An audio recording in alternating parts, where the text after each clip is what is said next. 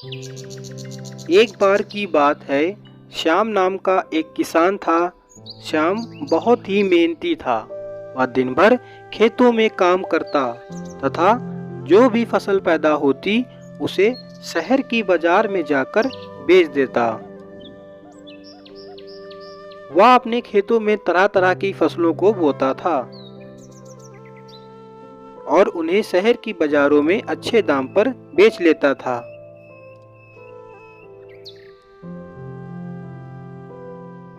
हर season वो अनेक फसलों को अपने खेतों में उगाता और अपनी बैलगाड़ी से उसे शहर की बाजार में पहुंचा देता और अच्छे दामों पर बेच लेता था। ऐसे उनकी जिंदगी कट रही थी।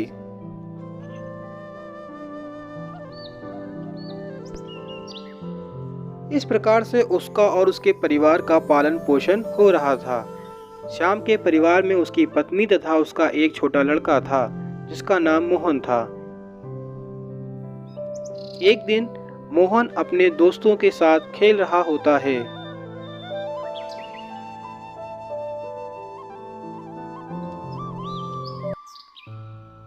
तथा वहां पे एक जहरीला कोबरा सांप आ जाता है और वो मोहन को डस लेता है।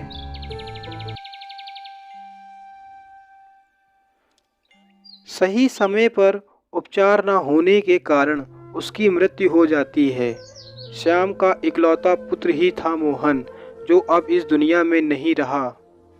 मोहन के चले जाने के बाद श्याम और उसकी पत्नी बहुत दुखी रहने लगे। इस तरह काफी दिन हो जाते हैं, पर अब भी श्याम का और उसकी पत्नी का किसी भी काम में मन नहीं लगता था। खेतों में कई दिनों से पानी न लगने के कारण उसके खेत सूख जाते हैं। वे बंजर भूमि के समान दिखने लगते हैं। क्योंकि मोहन की मृत्यु हो जाने से श्याम ने कई दिनों से खेतों में कोई भी फसल नहीं बोई, जिससे उसके खेत में बंजर भूमि के समान हो गए। धीरे धीरे खाने को घर में अनाज भी नहीं बचा था।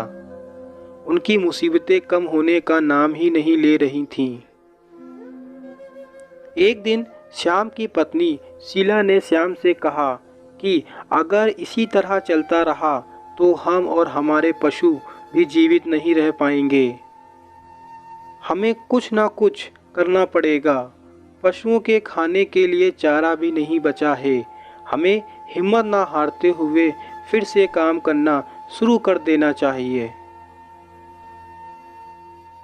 उसने बहुत कोशिश की कि वो अपने पति को समझा पाए।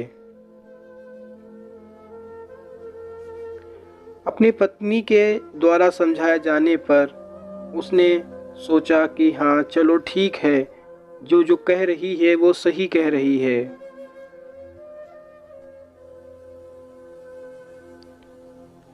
श्याम ने कहा ठीक है, मैं कल से खेत में जाकर के मेहनत करूँगा और जो भी फसल होगी मैं उसे शहर जाकर के बेचूंगा और तुम्हारा और अपने पशुओं का ख्याल भी रखूंगा। मगर उसे अपने बच्चे की कमी बहुत महसूस हो रही होती है। इधर उनके पशुओं को भी काफ़ी दिनों से चारा नहीं मिलता है और वे बेचारे भरपेट चारा भी कई दिन हो गए थे जो नहीं खाया था। श्यामू उन्हें सुबह छोड़ देता और वे जंगल जाके चर आते। इस तरीके से उनका पेट थोड़ा बहुत भर जाता था, पर उन्हें घर में कुछ खाने को नहीं मिलता था। श्यामू ने एक दिन शाम को अपनी पत्नी शीला से कहा कि ठीक है, मुझे कल सुबह जल्दी जगा देना और मैं खेत पर जा कर के मेहनत करूँगा।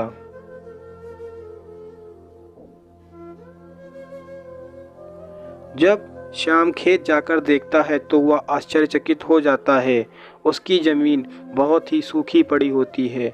उसमें एकदम पानी की बिल्कुल भी मात्रा नहीं दिखती है और वो सोचता है कि इसमें मुझे बहुत कड़ी मेहनत करनी पड़ेगी इसको उपजाऊ बनाने के लिए। किसान अंदर से बहुत ही परेशान होता है, मगर वो हिम्मत न हारते हुए अपने बैलों के द्वारा उस खेत को जोतना शुरू कर देता है।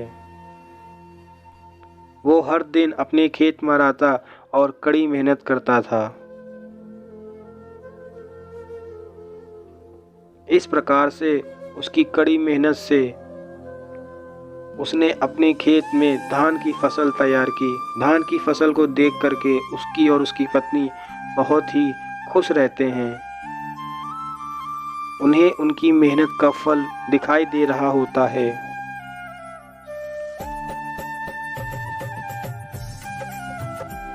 मगर उन्हें अपने बच्चे की कमी बहुत ही महसूस हो रही होती है। थोड़ा सा समय उनका अच्छा होता है और उनके पशुओं को भी अब भरपेट चारा मिलने लगता है। मगर वो कहते हैं ना कि समय हमेशा एक जैसा नहीं होता। असली मुसीबतें तो अब आने वाली थीं। एक दिन फसल काटने के एक दिन पहले शाम को अचानक मौसम बहुत ही खराब हो जाता है।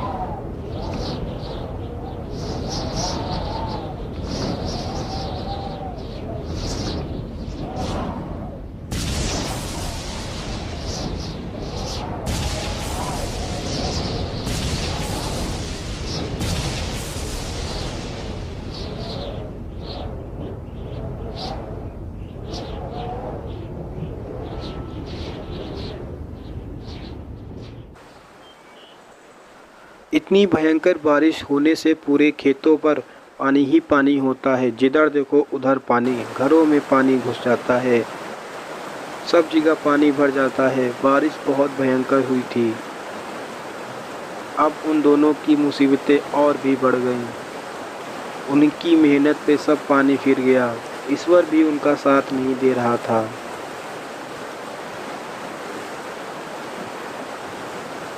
इतना पानी भर जाने से पूरे गांव के लोग परेशान हो जाते हैं और वो निश्चय करता है कि हमें ये गांव ही छोड़ देना चाहिए। हमारी किस्मत ही खराब है। इतनी मेहनत करने के बावजूद भी हमें कुछ ना मिला। भगवान ही जब नाराज़ होता है तो किसी के कुछ बस का नहीं होता। इस तरीके से वो अपना गांव छोड़ देते हैं।